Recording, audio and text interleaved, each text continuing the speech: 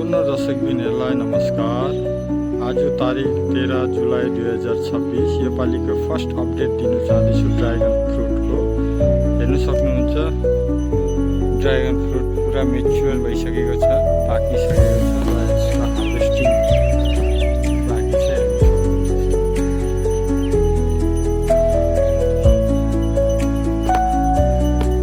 त्यसै गरेर यतापट्टि पनि छ ड्रागन। यो हार्भेस्टिङको टाइम भइसकेको छ।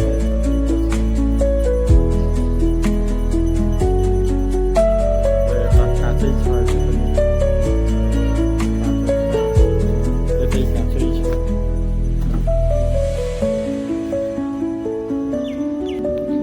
र यतापट्टिको यो कलर आउँदैछ, बल्ल पाक्नुपट्टि जाँदैछ यो।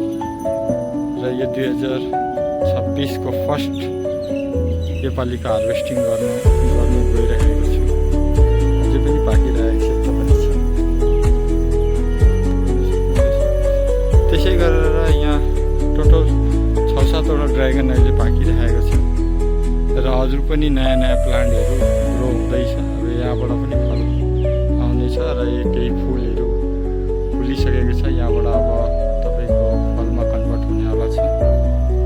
यता आउँदैछ फुलबाट फल कन्भर्ट। र विशेष गरी तपाईँहरूलाई अपडेट दिनु चाहेको थिएँ कि 2026को 13 जुलाईको यो फर्स्ट हार्भेस्टिङ हुँदैछ मेरो ड्रागन फ्रुट।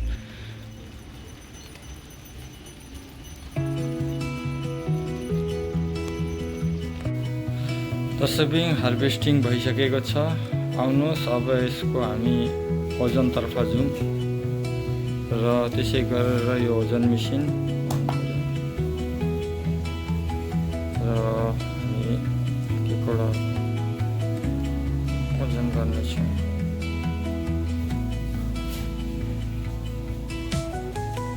दर्शकबिनलाई भन्न चाहन्छु यो चाहिँ हो 2026 13 जुलाईको अपडेट। यसको अगाडिको पनि भिडियो छ मेरोमा, तर त्यो 2025को, यो चाहिँ 26को।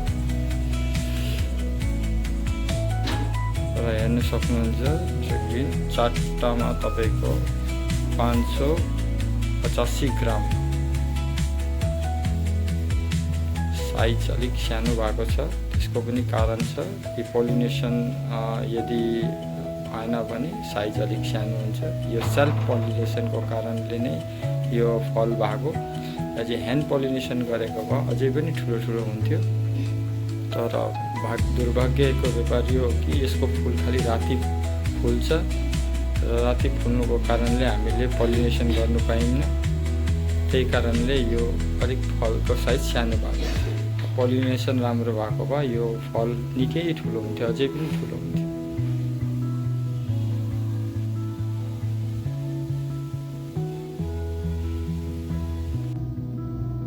दर्शकबिन हामीले यतिखेर ओजन हेरिहाल्यौँ।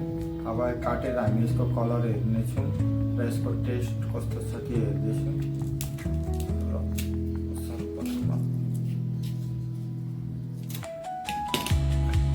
कलर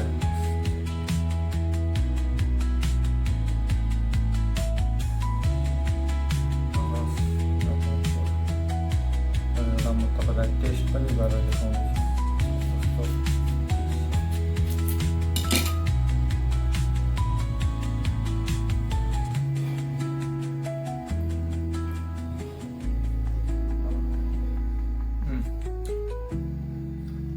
चिनी भन्दा पनि बेसी गुलियो।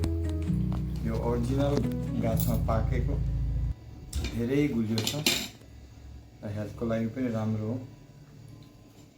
यो 2026 13 जुलाईको अपडेट।